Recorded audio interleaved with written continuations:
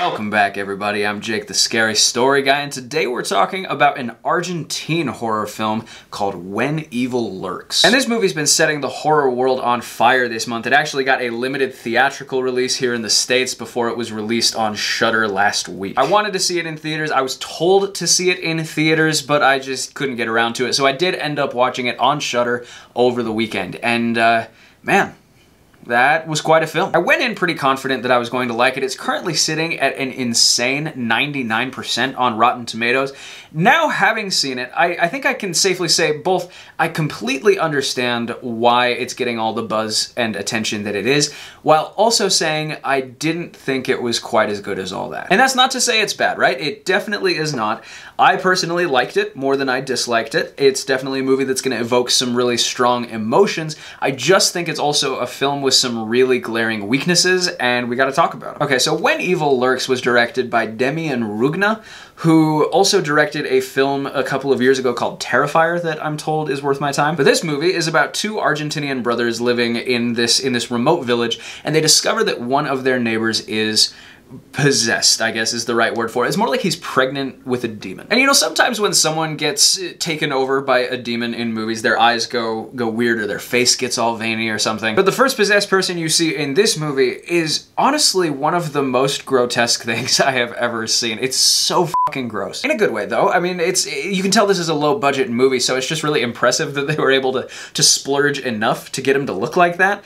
I mean, you've really never seen anything like it. Just do not watch this movie within, you know, several hours of any mealtime. And the basic premise is that this kind of possession has been taking place in various locations around the world, so most people are kind of familiar with what's going on here and maybe like what people should do to stop the spread, if there's a phrase you haven't heard enough in the last few years. And so these two brothers are kind of like, all right, we gotta stop this, and if we can't, we gotta, to save our families, take them out of here. And with a movie that I kind of liked, I hate to start off on a negative, but really the first thing that needs to be said here is just that one of the brothers, his name's Pedro, is quite possibly the dumbest character to ever appear in a horror movie, which is obviously a genre that is famously full of just complete imbeciles. Wasn't there like an insurance commercial making fun of that? It's like, oh, everyone make for the graveyard. Let's go hide behind the chainsaws. Here it's to the point where it actually really hurts the movie, right? Like, I understand not every character needs to be some hyper-competent action hero, but it's just so obnoxious. Like,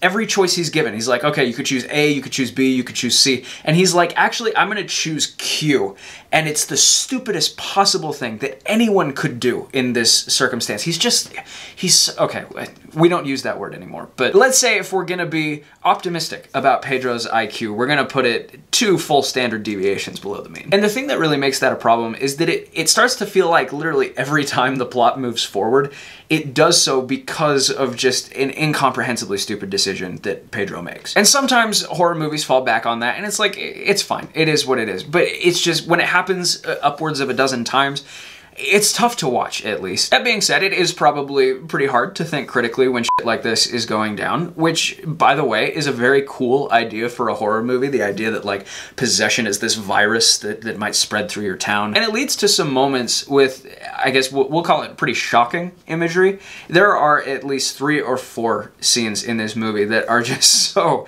incredibly brutal that they will stick in your head for years afterwards. It sort of reminded me of Speak No Evil, a Danish film from last year that I really liked, which also has evil in the title, incidentally, but it's like this kind of slow burn movie that is punctuated by some moments of just almost unspeakable violence. And subtitles, that's probably contributing to the comparison too. But yeah, it bears repeating. When Evil Lurks is not a movie for the weak of stomach, the sensitive of constitution. It's a very gnarly movie, and it's not like your standard stuff either. It's like kids aren't safe, animals aren't safe, like it's not messing around. And it's very well acted too. I mean, I get the impression that most of the cast aren't exactly A-listers even down in Argentina, but they all do a great job, especially Pedro, I've got to say, which, you know, he's such an unsympathetic character just from the standpoint of the decisions he's making, but you actually really do feel for him throughout the movie just because of the strength of this performance. There's an autistic character in the movie too that the acting was also just really phenomenal. I feel like that's always a hard thing to portray both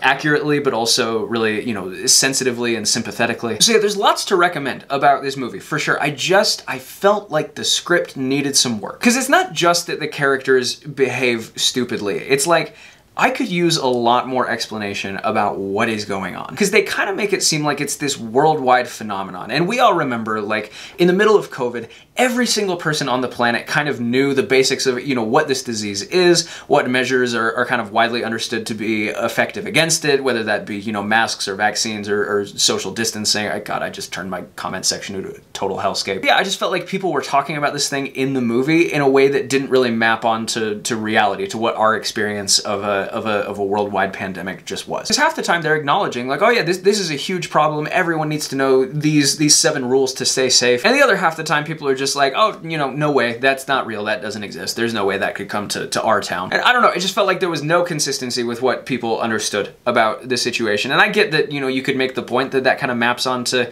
how we just viewed COVID, but it really does feel different. And possibly there was not a ton of consistency with just like what this thing is, what it does to people, how to, I mean, because some people seem totally immune to it, some people seem like, oh, it turns them into this grotesque creature, and other people it's like, oh, it just makes them do things, or maybe it kind of halfway possesses them. They can sometimes act like, I wanted everything explained more. Not in the sense of like, oh, I wanted to see the monster more or whatever, because I think horror movies can really fall into that trap of over-explaining, over-showing things. But this just sort of felt like anything could happen at any time, like in a bad way, like it just kind of depended on what mood the screenwriter was in. So I think my final verdict is just that When Evil Lurks is not quite as good as people are saying. Like, the writing feels really clumsy at times, the characters are just infuriating. That being said, this is a really impressive film, both visually and I guess conceptually. It does a really good job of just kind of infusing everything with this dread-filled atmosphere. And like I said, there are a couple short punches of visual horror in this that most viewers are just not gonna forget. I'm gonna give When Evil Lurks 3 stars out of 5. Alright guys, thank you for sticking around with me this October. I hope you had a happy Halloween, but please don't go anywhere. We've got more spooky content coming up very soon. And in the meantime, thank you for watching this video, and here's hoping you survive to see the next one.